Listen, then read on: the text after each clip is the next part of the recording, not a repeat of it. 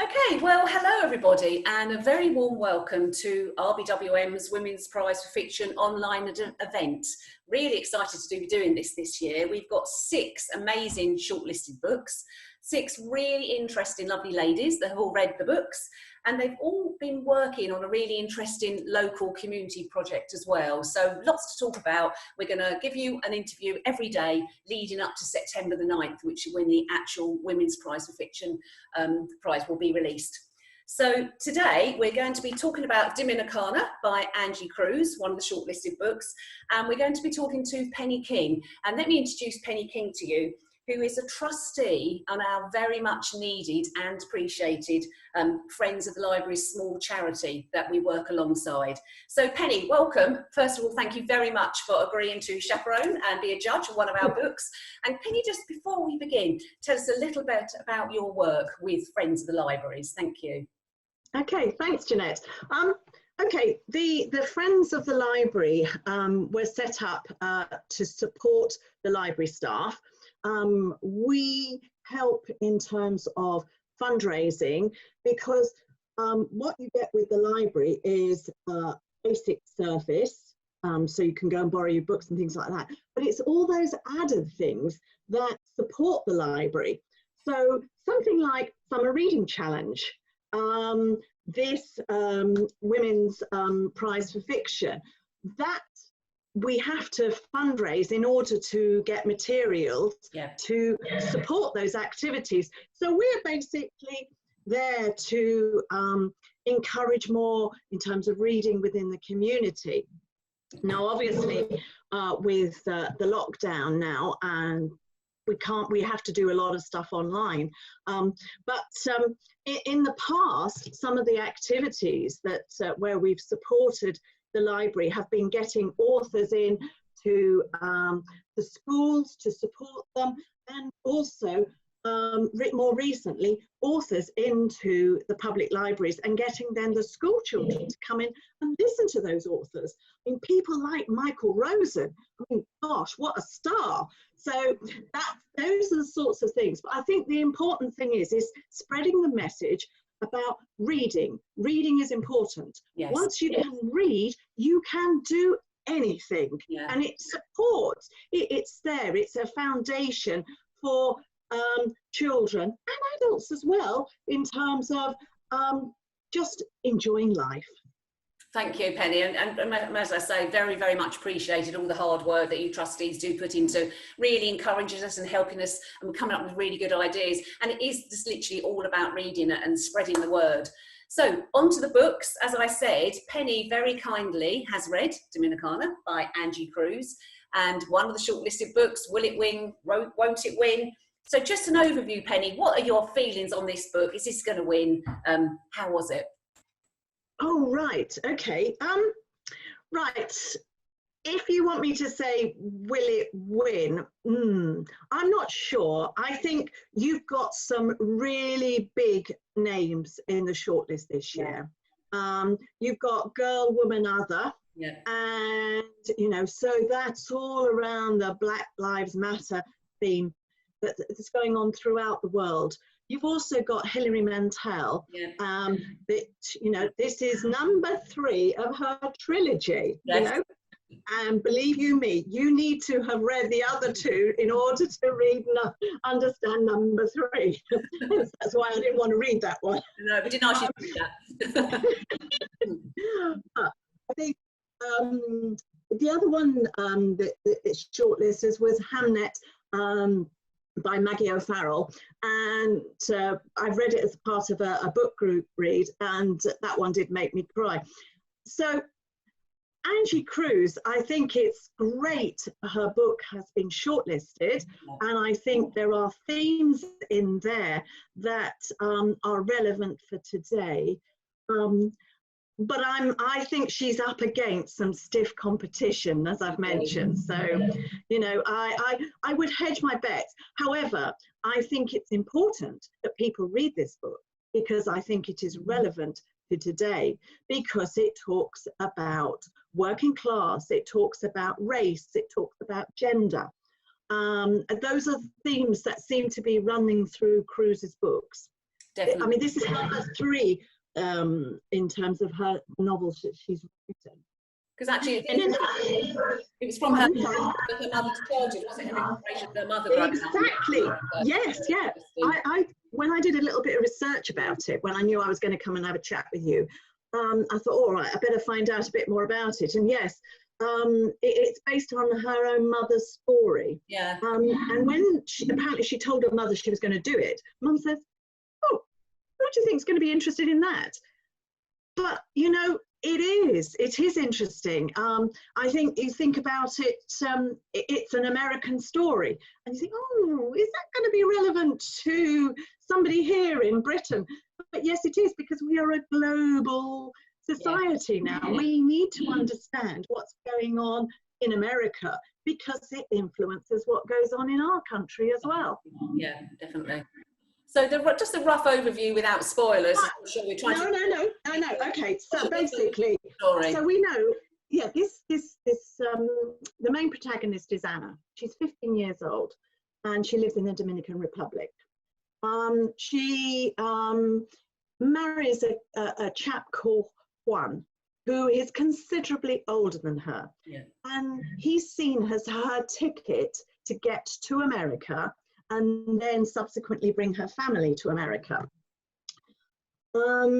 He's promised her all sorts of things, like she'll be able to learn English, she'll be able to work, go dancing, whatever, all this sort of thing. However, things don't go according to plan. The other thing I should mention is she's 15, but she's passed off as 19 when she gets into New York. They live in an apartment in New York. It's right on the top floor. And I think that's when you start to get the feeling of isolation. She's there, she's cut off. He goes out to work. She's there, she does the cooking, she does the cleaning. She just has the pigeons for friends who come and sit on the windows, and she talks to them. Juan has to go off to work, away to work for 2 months, and entrusts the care of his wife to his brother Caesar. And that's when her whole world opens up, and she does get to learn languages, to speak English, and she starts to cook, and they sell on the street food to the workers, and her life changes. Yeah. Doesn't it? And I don't want to spoil anything, but then she has to make a decision as to whether it's Juan or Caesar, the brother. It's definitely, oh yes, I mean, I think the more you talk about the book, the more you sort of understand, you have this young girl, 15, who's had to grow up and experience everything about life. She's on her own. She doesn't have the support of her mother or her extended family. It's pretty tough. I mean, you think about it in terms of how other refugees coming to a strange country. I mean, and ultimately, that's what she's doing. It was all an American dream, wasn't it, really? Just a snapshot of the American dream, of how actually tough it is. I mean, we read so many books, there's so many books on the American dream, but the reality of it is actually very tough for her, wasn't it? It's a real woman's story, wasn't it? That's the thing I liked about it, about how she was such a good cook at 15. I was impressed. Oh gosh, yes. But also I think it shows you, how resilient she was. Yeah. Because, she had lots of things to learn about life, so she had to learn fast, but she was resilient, she was tough. Now, whether or not her upbringing in her original country made her like that, but she was a survivor. Yeah. And perhaps that sends a great message to women in general, because we are survivors. Absolutely. She was just thrown into that situation, wasn't she? And obviously becoming pregnant as well, that having no one there around to support you, and all of those new experiences, and with the whole language barrier. So yeah, really real American dream story, wasn't it, really? And that's yes. Do you think any of the characters in particular that you liked or disliked? There's a lot of very strong characters in there, wasn't there? She was meeting Kwanzaa brothers and the neighbour downstairs. There's just a real hodgepodge of characters, wasn't it, within that book that I enjoyed? Yes, I mean, she formed, oh gosh, I can't remember the name of the neighbour now, but but her generosity when she would bring them food, yes.